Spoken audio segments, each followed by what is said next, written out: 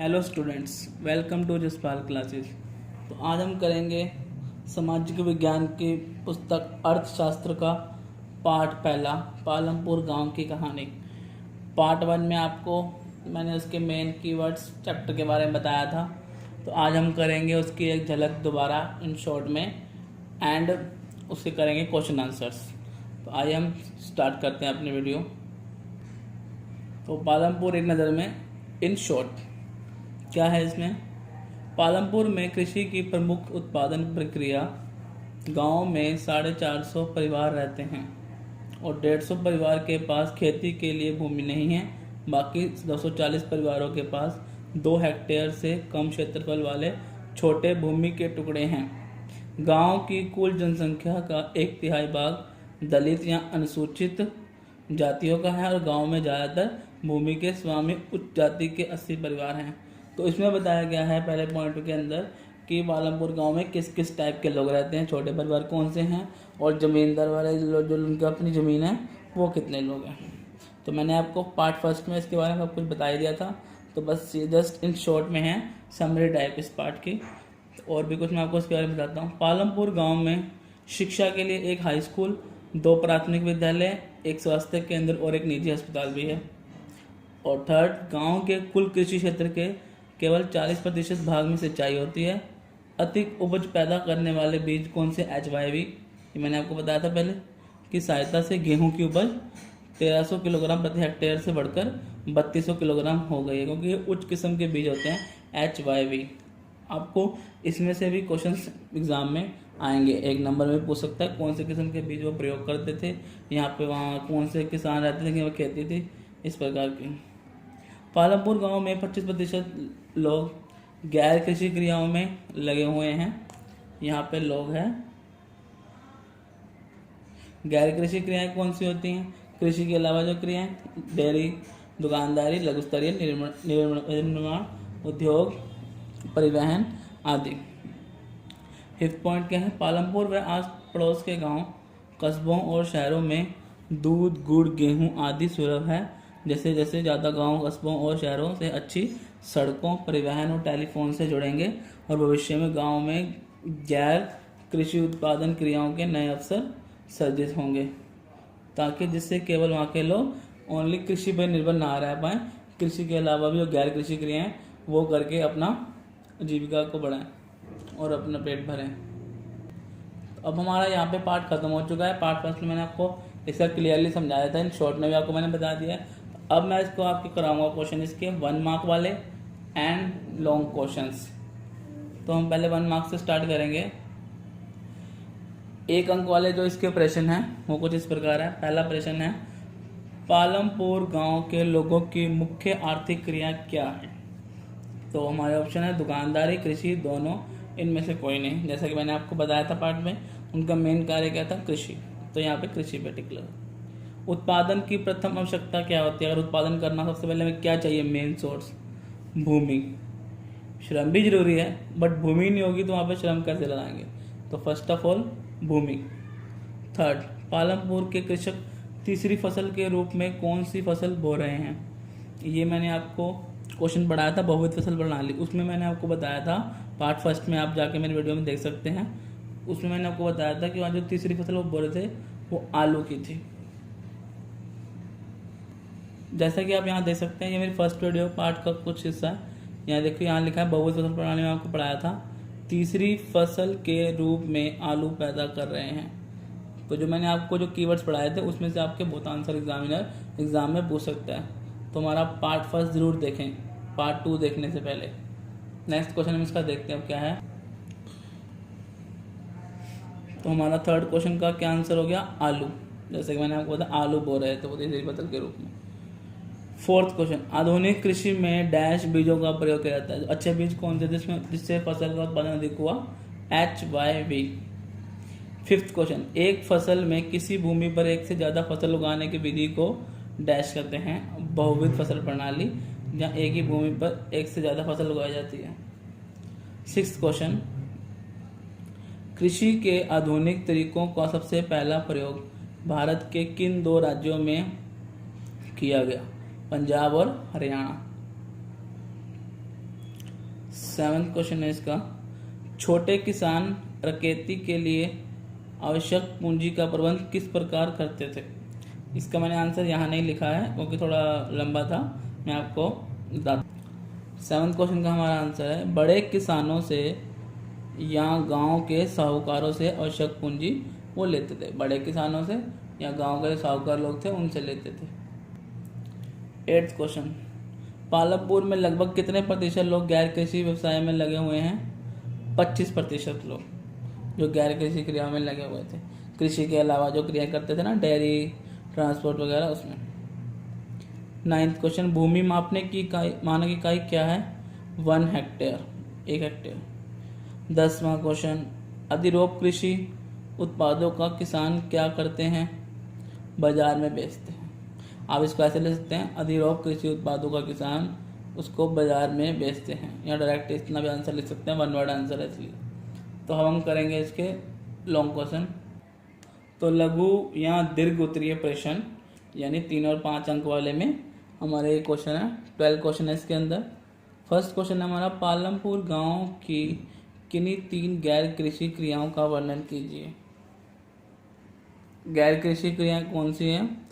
First है लघु स्तरीय विनिर्माण, सेकंड है डेयरी, थर्ड है परिवहन, फोर्थ है दुकानदारी। आप इसमें से कोई 3 भी लिख सकते हैं। सेकंड है क्वेश्चन हमारा, 1960 के दशक के अंत में आई हरित क्रांति ने भारतीय कृषि पर क्या प्रभाव डाला। तो इसके आपको 5 बिंदु लिखने हैं कोई।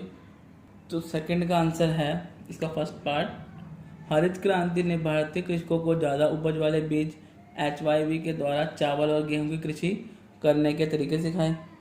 सेकंड, परंपरागत बीजों की तुलना में HYV अधिक उपज वाले बीज सिद्ध हुए। थर्ड, किसानों ने कृषि में ट्रैक्टर और फसल काटने की मशीनों का उपयोग करना प्रारंभ कर दिया। फोर्थ, रासायनिक खाद का प्रयोग करना शुरू किया। फिफ्थ, प्राकृतिक संसाधनों का उपयोग किया गया। इन सभी तरीकों से ये हरित क्रांति के अंदर ये आए हमारे 5 पॉइंट, ये आपको 5 लिखने। थर्ड क्वेश्चन है हमारा, परंपरागत खेती व आधुनिक कृषि में अंतर स्पष्ट कीजिए। परंपरागत कृषि और आधुनिक कृषि, इसमें हमें अंतर बताना है। ये थर्ड हमारा आंसर है। ये मैंने आपको पार्ट फर्स्ट में भी कीवर्ड्स में जो पॉइंट्स करवाए थे मेन पार्ट के, उसमें भी था। आप चाहें वो आंसर भी लिख सकते हैं, ये भी लिख सकते हैं। तो इसमें क्या है, परंपरागत कृषि जो पहले ज़माने में होती थी, तो कृषि में पारंपरिक बीजों का इस्तेमाल होता था। और आधुनिक में क्या है, आजकल के जो नए बीज हैं HYV बीज हैं, उनका प्रयोग होने लगा है। इसमें कम सिंचाई की आवश्यकता होती थी और आजकल अधिक सिंचाई की आवश्यकता होती है। थर्ड पॉइंट में क्या था, उर्वरक के लिए गाय के गोबर और दूसरी प्राकृतिक खाद का बनाया जाता था, खाद बनाई जाती थी। आज रासायनिक खाद और कीटनाशकों का प्रयोग भी किया जाता है।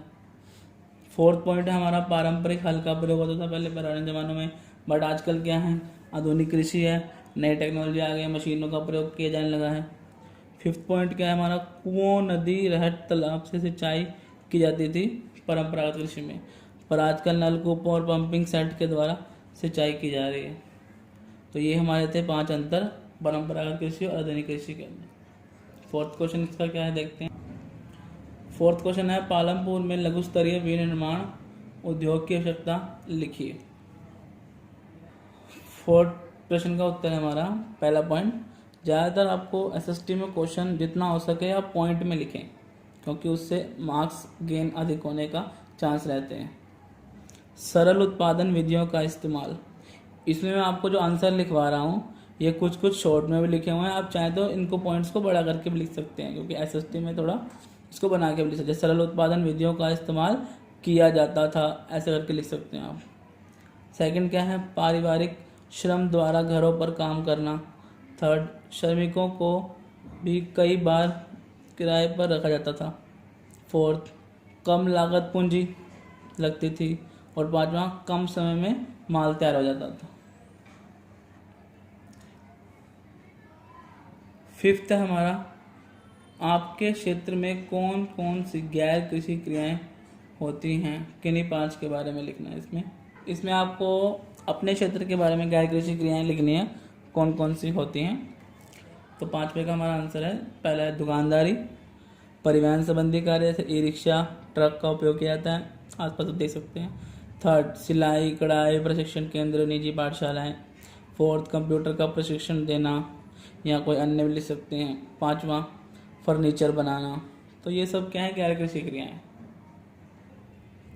सिक्स्थ क्वेश्चन हमारा, पालमपुर गांव में भूमिहीन किसानों को किस प्रकार का संघर्ष करना पड़ रहा है। यानी कि जिनके पास भूमि नहीं थी उन्हें भूमिहीन किसान कहा जाता है, तो उनके लिए क्या संघर्ष था। पॉइंट फर्स्ट, सिक्स्थ क्वेश्चन का आंसर, भूमिहीन किसान दैनिक मजदूरी पर काम करने के लिए मजबूर हैं, ताकि उनको जो रोज की मजदूरी मिलती उस पर काम करने के लिए मजबूर थे, और उन्हें अपने लिए प्रतिदिन काम ढूंढते रहना पड़ रहा है कि वो रोज काम ढूंढते, रोज की मजदूरी दिहाड़ी टाइप की मिलती है। थर्ड, सरकार द्वारा मजदूर की दैनिक दिहाड़ी न्यूनतम रूप में 60 रुपये निर्धारित की गई है, परंतु केवल मात्र 35 से 40 रुपये ही मिलते हैं। तो दिहाड़ी मतलब क्या होता है, जो एक दिन के लिए मजदूर को दी जाती है, तो वहाँ 60 रुपये थी और उनको केवल 35 से 40 रुपये ही मिलते थे। फोर्थ पॉइंट, खेतीहर श्रमिकों में अधिक स्पर्धा के कारण ये लोग कम वेतन में भी कार्य करने के लिए तैयार हो जाते थे, मतलब कम पैसे में भी काम करने के लिए तैयार हो जाते थे। इस स्पर्धा वर्ड आ रहा है इसके अंदर, स्पर्धा वर्ड का मतलब होता है कंपटीशन। पांचवा पॉइंट, खेतीहर श्रमिक कर्ज के कारण अत्यधिक कष्ट झेल रहे हैं। ये सारे आपको पालमपुर गांव की घटना बताई जा रही है। इसमें कैसे वहाँ के जो किसान थे या श्रमिक जिनको उनकी हालत ऐसी थी उसके बारे में उनका वर्णन किया गया है। सेवंथ क्वेश्चन है हमारा, अगला देखते हैं क्या है। सेवंथ क्वेश्चन है हमारा, वस्तुओं और सेवाओं के उत्पादन के लिए आवश्यक चीज़ों का वर्णन कीजिए। यानी जो वस्तुओं और सेवाओं का उत्पादन होता था उसके लिए किन चीज़ों की आवश्यकता थी हो।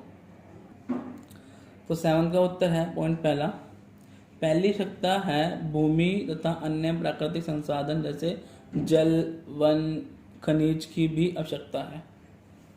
और दूसरा, श्रम अर्थात जो लोग काम करेंगे वो भी तो चाहिए। तो कुछ उत्पादन क्रियाओं में शिक्षित कर्मियों की भी आवश्यकता पड़ती है, जैसे कुछ लोग पढ़े लिखे हैं तो हर काम में, ये तो है नहीं कि अनपढ़ लोग या जो सिर्फ श्रम कर सकते हैं उनको ले लें, तो कुछ शिक्षित लोगों की भी जरूरत पड़ती है, तो इसलिए इसमें जोड़ा गया है वर्ड। थर्ड पॉइंट, भौतिक पूंजी की आवश्यकता चाहिए हमें। भौतिक पूंजी मैंने आपको जैसे बताया था कि उत्पादन के समय प्रत्येक स्तर पर जो काम आने वाली लागतें होती हैं कौन सी होती हैं, वो इमारतें हो गई, मशीनें हो गई, औजार, ये तो चाहिए काम करने के लिए, और इसमें स्थायी और कार्यशील पूंजी दोनों शामिल है। फिर फोर्थ पॉइंट, मानव पूंजी। उत्पादन करने के लिए भूमि, श्रम और भौतिक पूंजी को एक साथ करने योग्य बनाने के लिए ज्ञान चाहिए और उद्यम की आवश्यकता है, जिसे मानव पूंजी कहा जाता है। ताकि इन सबको संयोग के जो काम करेगा उससे जो आएगा वो मानव पूंजी कहलाती है। फिफ्थ, बाजार। उत्पादित वस्तुओं के अंतिम उपभोग हेतु प्रतिस्पर्धा के लिए बाजार भी एक आवश्यक तत्व है। यानी कि अब सामान हमारा कितना बिकेगा उत्पादित वस्तु के लिए, तो अंतिम तो ये ना प्रोडक्ट हमारा मार्केट में जाए, तो मार्केट जरूरी है, इसलिए यहाँ बाजार पॉइंट है। प्रतिस्पर्धा मीन्स कॉम्पिटिशन। तो सेवंथ क्वेश्चन भी हमारा हो गया, इस पर टिक कर देते हैं। एट्थ क्वेश्चन क्या है, कृषि उत्पादन में वृद्धि के लिए सिंचित क्षेत्र को बढ़ाना आवश्यक है, कोई 3 कारण लिखिए। तो 8th क्वेश्चन का हमारा उत्तर है सिंचित क्षेत्र के अंतर्गत क्षेत्र को बढ़ाना। फर्स्ट पॉइंट है हमारा, कृषि की व्यवस्था सिंचित क्षेत्र पर निर्भर करती है, सिंचाई की। भारत के कुछ क्षेत्रों में, सेकंड पॉइंट है, जैसे पंजाब, राजस्थान, दक्षिणी भाग, मध्य भारत, वर्षा अनियमित व अनिश्चित रहती है वहाँ पे, तो ऐसे क्षेत्रों में कृत्रिम सिंचाई की अधिक आवश्यकता रहती है। थर्ड, कुछ फसलें ऐसी हैं जिसमें इसके लिए नियमित रूप से जलापूर्ति आवश्यक है, जैसे चावल, गेहूं, गन्ना आदि, तो इसलिए सिंचाई के क्षेत्र के अंतर्गत क्षेत्र को बढ़ाना जरूरी है। फोर्थ पॉइंट हमारा, जिन क्षेत्रों में आधुनिक बीजों का प्रयोग किया जाता है वहाँ की जल की अधिक आवश्यकता पाई जाती है। फिफ्थ है, भूमि का बहुत छोटा भाग भी सिंचाई के अंतर्गत आता है, चाहे वो छोटा हो या बड़ा, सिंचित तो करना है। तो फिफ्थ पॉइंट हमारा क्लियर हुआ। अब हम करेंगे इसका 9th क्वेश्चन। तो यहाँ हमारे 8 क्वेश्चंस क्लियर हो चुके हैं, मुझे लगता है कि आपको समझ आ गए होंगे। अगर आपको फिर भी कोई क्वेश्चन में अगर कोई प्रॉब्लम है तो आप कमेंट बॉक्स में जाके मुझे बता सकते हैं, मैं आपको दोबारा समझा दूंगा एक नेक्स्ट वीडियो के साथ। 9th क्वेश्चन है हमारा, पालमपुर में भूमि कृषकों में किस प्रकार वितरित है। 9th जो हमारा आंसर है कि पालमपुर में भूमि का वितरण किस प्रकार किया गया है। फर्स्ट पॉइंट है, पालमपुर में 450 परिवारों में से लगभग 1/3 अर्थात 150 परिवारों के पास खेती के लिए भूमि नहीं है, जो अधिकांश दलित लोग हैं। सेकंड पॉइंट, 240 परिवारों जिनके पास भूमि नहीं है वो 2 हेक्टेयर से भी कम क्षेत्रफल वाले टुकड़े पर खेती करते हैं। और इसका थर्ड पॉइंट में भूमि के ऐसे टुकड़ों पर खेती करने से किसानों के परिवार को पर्याप्त आमदनी नहीं होती कि जो उनको चाहिए उतनी आमदनी वो नहीं कर पाते। फोर्थ, पालमपुर में मझोले किसान जो बीची किसान होते हैं और बड़े किसानों के 60 परिवार हैं जो 2 हेक्टेयर से अधिक भूमि पर खेती करते हैं। फिफ्थ पॉइंट, कुछ बड़े किसानों के पास 10 हेक्टेयर या इससे अधिक भूमि है। तो इस क्वेश्चन में मतलब पूरा बताया गया है कि कैसे कैसे भूमि का वितरण किया गया किसानों के लिए। तो 9th क्वेश्चन भी हमारा क्लियर। 10th क्वेश्चन, पालमपुर के दुकानदार किस प्रकार व्यापार करते हैं। ये हमारा 10th है आंसर, पालमपुर के दुकानदार। फर्स्ट पॉइंट, दुकान पर प्रतिदिन की वस्तुओं को थोक रेट पर खरीदते हैं और गांव में जाकर बेचते हैं। पालमपुर में ज़्यादा लोग व्यापार यानी वस्तु विनिमय नहीं करते। वस्तु विनिमय प्रणाली पहले के ज़माने में होती थी, इसमें क्या होता, वस्तुओं के बदले वस्तुएं दी जाती थी। थर्ड, गांव में छोटे जनरल स्टोरों में चावल, यहाँ पे चावल है ये वो आएगा, अब इसमें च आगे मतलब ये वह ऊपर लिख दिया मैंने, चाल लिखा हुआ था। चावल, गेहूं, चाय, तेल, बिस्कुट, साबुन, टूथपेस्ट और यह बैटरी, मोमबत्ती, कॉपियाँ, पेन, पेंसिल तथा कुछ कपड़े भी बेचते हैं। फोर्थ पॉइंट, कुछ परिवारों ने जिनके घर बस स्टैंड के निकट होते हैं अपने घर के एक भाग में ही छोटी दुकान खोल ली है जहाँ से वो अपना चलाते हैं अपनी जीविका।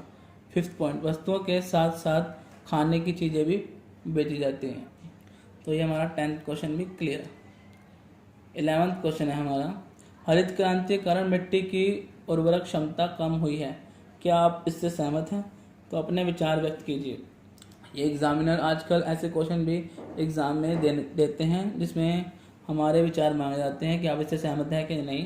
तो आपने जैसे मैंने आपके पार्ट फर्स्ट में उसमें आपको बताया था मैंने हरित क्रांति के कारण कि कैसे मिट्टी की उर्वरकता क्षमता कम हो गई थी, तो आप उससे भी आंसर आपका इसका बना कर लिख सकते हैं।